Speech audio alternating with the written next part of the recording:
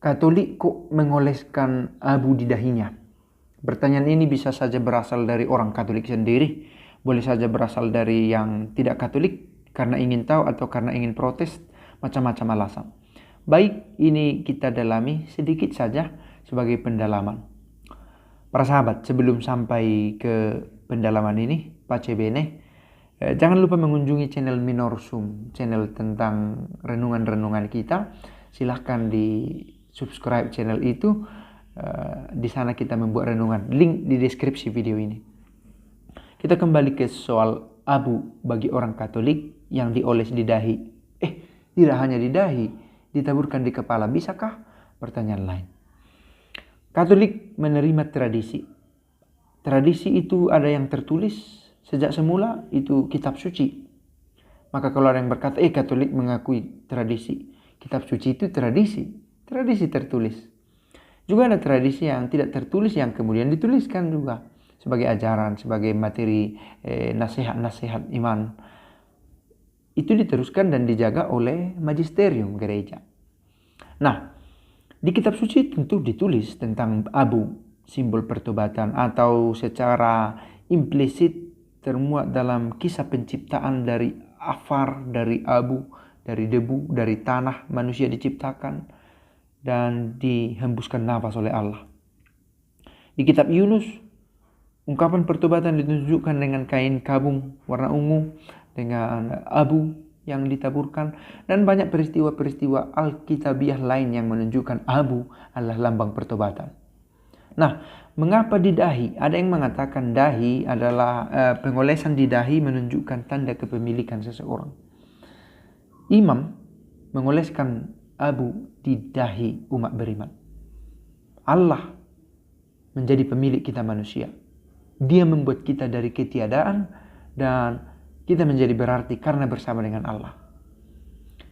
Loh, bukan di dahi pada kesempatan ini. Ternyata di tempat lain ditabur di kepala. Optional, karena yang mau ditekankan bukan pada ritus melulu, tetapi pesan yang terbungkus di dalamnya bahwa semangat pertobatan hendak dibangun. Dari debu, dari ketiadaan, bersama Allah kita menjadi berarti, dan tetap dengan Allah membuat kita ada dalam surga, dalam kebahagiaan sejati yang abadi. Mungkin ada yang bertanya, apakah ini tradisi milik Katolik saja? Barangkali ada gereja lain yang membuat penggunaan abu ini menjadi bagian dari kebiasaan gerejanya. Satu kebiasaan yang bagus, pertobatan adalah milik semua umat beriman. Bertobat adalah tanda dari orang yang rindu ingin terus mengenal Allah. Bertobat adalah tanda dari seseorang yang tidak sempurna. Orang yang tidak berbuat dosa tidak perlu bertobat.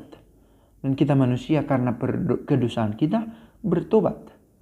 Dan tidak semua orang rindu untuk mengenal Allah, maka tidak semua orang ingin bertobat.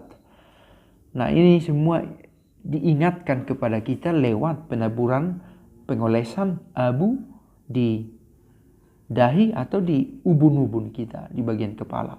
Barangkali ada yang mempersoalkan, harusnya dioleskan di dahi, mengapa sekarang tidak? Bukan persoalan yang sangat esensial, meskipun masuk akal bila dipertanyakan, tetapi terutama harus dikatakan yang pasti abu itu sampai.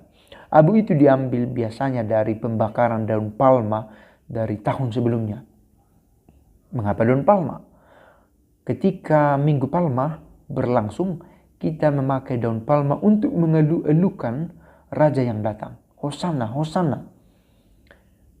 Dan itu yang menjadi abu untuk menunjukkan bahwa sebenarnya kerajaannya Kristus adalah tentang memanggil orang untuk bertobat.